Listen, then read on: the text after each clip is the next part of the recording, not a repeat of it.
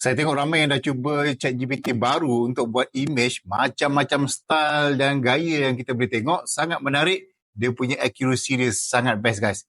Tapi dalam video ni saya nak tunjuk sesuatu yang berbeza sikit daripada yang ramai-ramai buat ni. Nak tengok apa yang saya cuba? Jom kita tengok ni. Okay, saya nak cuba sesuatu yang berbeza. Gambar ni saya dah generate menggunakan style Ghibli. Yang popular tu lah, yang korang dah banyak cuba-cuba tu kan. Kemudian saya terfikir, boleh ke ChatGPT yang pandai ni asingkan elemen-elemen yang ada dekat dalam gambar ni? Subjek dengan background contohnya. Jadi saya bagi arahan macam ni. Detect elemen, lepas tu separatekan dia. Asingkanlah nombor 1 dia punya subjek, nombor 2 dia punya background. Dan ini hasilnya. Yang pertama, subjek tu dah diasingkan guys. Background dia dah tak ada. Kemudian saya minta pula yang nombor 2, background saja. Background saja, elemen dah tak ada.